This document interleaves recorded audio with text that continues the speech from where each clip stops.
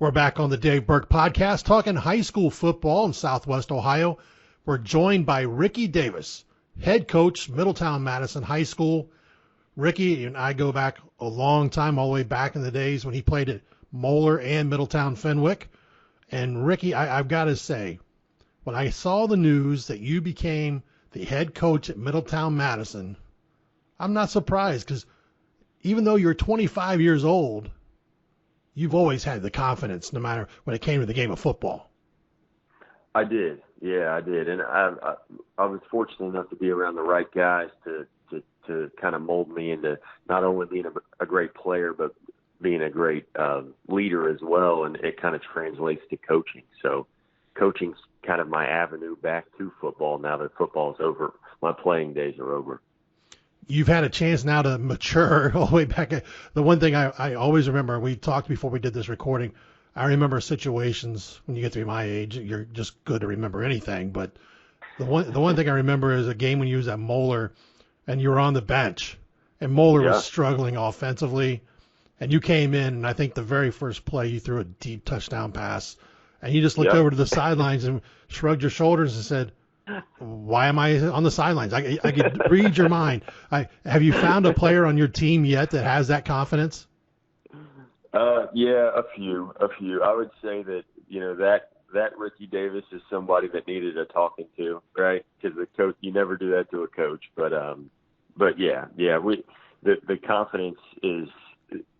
I have a quarterback. I'm fortunate enough now to have a quarterback that has that kind of confidence. So it's good. It's really good. You get a little bit of a taste of your own medicine. A little bit, yeah. And this is all good fun because come to Jesus moments sometimes. Yeah, and I stress this is all good fun because you had talent, and there's no mistaking that you had talent. So, and it was frustrating. Yeah, I mean, appreciate it. Covering the game, it was frustrating. And you were one of those guys that was under recruited. And for whatever reason, but you ended up going to Youngstown State, and you had a nice career there. Maybe you may have wanted more, but you also fought some injuries. Yeah. I had a pretty good career. My recruiting was, I had a few offers. I didn't really know the recruiting process too well, to be honest with you. Back when Derek Dooley was at Tennessee, I had visited Knoxville 5 or 6 times. They had come and visited my house twice, and I was kind of waiting on that SEC offer, and I didn't know that these colleges take one quarterback per class. So, the more I was waiting, the more I was losing. I had Bowling Green, Akron, Kent State, Western Kentucky, Army, UMass, just a couple smaller MAC schools, and all of them had commits. So it was down between UMass and Army. My mom wouldn't let me visit Army. She didn't want me to like it too much and be away from her for too long. But so it was really down between Youngstown and UMass, and went to Youngstown. I was fortunate enough to have a great career. Played a little bit as a freshman. Got in more my sophomore year, started my junior year, and then we went to the national championship. So I had a great career. Played a lot my senior year too, but had a great career, and I definitely miss it. And I remember sitting there telling you in high school, what are you waiting for? What are you waiting for? Yeah, I remember that very well. You were a good mentor for me because you had been around guys bigger recruitment. You hadn't seen, why is he waiting? And, it was just, it's funny though, Dave, it always seems to work out. I wouldn't trade my years at Youngstown for anything though. So it's one of those, it did work out. So we're fortunate up there. Looking back, what would you tell the young Ricky Davis now, all the stuff that you've learned over the last several years? Man, probably, a few things. Probably, don't worry too much about what people think. One of the things that I was more concerned with was I wouldn't have transferred as many times as I did, to be honest with you, because I transferred I had the quarterback battle. I transferred to Fenwick and all that, and I already had my offers. And I know one thing, when I have a son myself, the transferring stuff is hard. I mean, it really is. It's hard to gain friends. It's hard to, I'm in Moeller. I was driving an hour and a half to school every day. We had lifting in the morning, and my mom, she worked at Middletown High School, and this is before I had my license. We were waking up at like 4 a.m. to go to school. So, and driving an hour down there. The main thing would be I probably wouldn't have transferred. I probably would have stayed where I was. And then the other thing was just not worrying too much about people think. I was so concerned of I would just have more self-confidence in myself knowing that, I'm a good player and I can get it done. But yeah, it was just a lot of growing up. There's always this curve, and I see it a lot now as I'm a coach.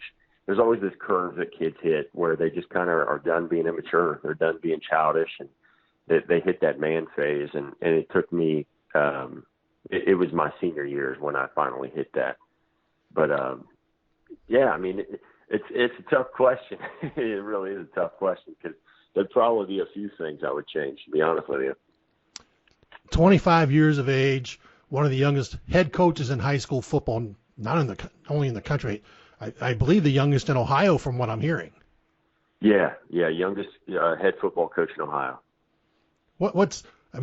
Are people, kind of scratching their head going, why would a high school hire a 25-year-old? Yeah, I've gotten that a lot. A lot of people, I've been mistaken for a player by some parents and stuff. There's a lot of doubters. There's a lot of naysayers and stuff. But again, it goes back to that self-confidence that I know I played at a really high level, and I know that I've been around high-level coaches, Bo Pelini, Jim Tressel, Stoops, Shane Montgomery, who was the former Miami head coach, and now he was the offensive coordinator at Youngstown with me. I've just been around a lot of big-time names, and they just taught me the game so well that, when I'm the starting quarterback at West Virginia in front of 70,000 people, well, then going down to Division V high school football doesn't seem as hard. You know what I'm saying? So I just have the self-confidence in myself that I know I can get it done, and I'm not too worried about what people think. You're taking over a program known to run the wing T.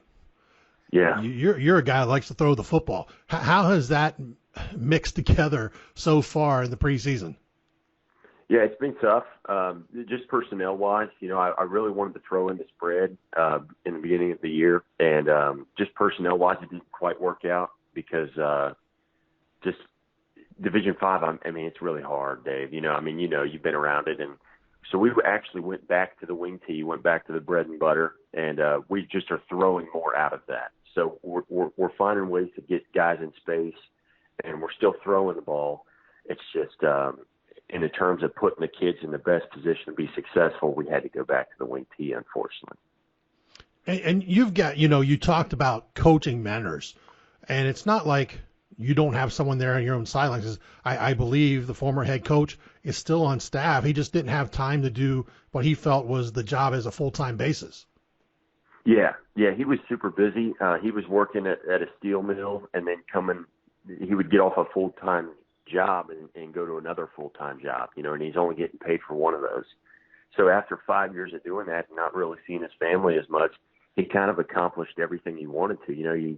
He was 2 games away from the state championship last year, and he was 1 game away 2 years ago.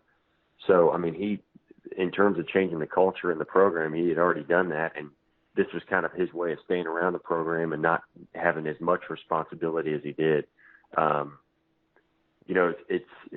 It's nice to have him on staff, though, because me being a younger guy, he helps with a lot of stuff.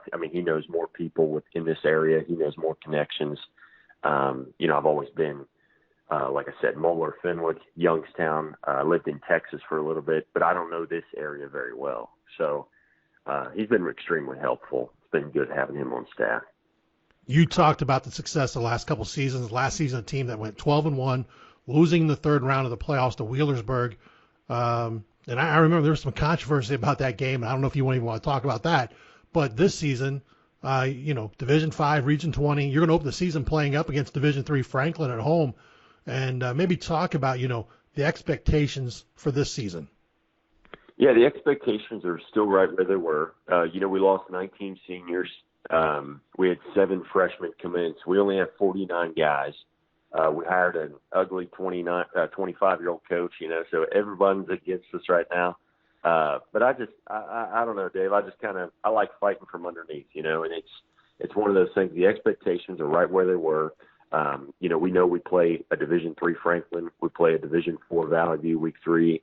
we got a tough schedule. We got our work cut out for us, but it's one of them things that you can't really worry about it too much. You just got to push forward, and I fully expect to win the league again this year. We're talking to head coach Ricky Davis, Middletown Madison. Ricky, how excited are you for that season opener? Yeah, I'm super excited. I'm ready for it to be here. We got a lot of new changes. We hopefully getting turf after this year, but I've brought in, we got Nike gear for the kids. We've done a great job fundraising and all this stuff. But all that stuff isn't as exciting as when the season's finally here, and we're kind of itching away. It's only two and a half weeks away. It's at home, fortunately. This year we got a new tradition of the mascot is a Mohawk. The Mohawk's going to ride out on a horse and lead us out on the field, and just a lot of exciting things happening. And I'd say for that home opener, I'm about as excited as I've ever been around football, just because the preparation's there. The kids are ready. That we realize going into that they think that they're going to just, beat us up, and we're fully prepared. So we're ready to go, and I'm excited. I'm itching for it. You lost a lot of talent from last season, not just on offense, but also defense. Talk about some of those players you expect to step forward this season. Yeah, we only had 2 returning starters on each side of the ball. One was Noah Perry, who was the youngest of the group. He's an offensive lineman. And then Jake Phelps is a running back. And then defensively is Connor Blaylock. He's a cornerback, DB. And then Devonology is a junior, and he's going to be a linebacker. So really, we've had a bunch of open positions, up for grabs for these younger guys to step up. And I'm feeling real confident. We got a quarterback that's going to be a senior this year. The big 6'4", 200-pound guy, got a real strong arm, and he's kind of been itching himself to get into that quarterback position after playing after Mason or after following Mason Whiteman, who had a lot of success, and this is finally his year to shine. Athletically, the thing is, everyone thinks we're down, man. If you were to see our practices, though, we got skill guys. It might be the best skill group to come through the school in a long time. We got some fast dudes. I'd say the offensive line's our biggest area that we're kind of progressing, or we're trying to progress in. Just the young guys. We got one senior, McCrayson Martin. He's still learning. He's still kind of swimming sometimes with the mental side of the game. But for the most part, I think we're right back where we need to be. And I'm excited. I think personnel-wise, we're ready to go. We've been talking with Ricky Davis, head coach, Middletown Madison High School. Ricky, I wish you all the best. I look forward to seeing how your team does this year. And, you always have a fan in me, and anything we can ever do for you, you let us know. I appreciate it, Dave. Thank you so much, man. I appreciate your coverage throughout all the years. You've always been one of the most respected guys, and I really appreciate it. Thanks for calling me. Ricky Davis, head coach, Middletown Madison, here on the Dave Berk Podcast. Stay tuned for more.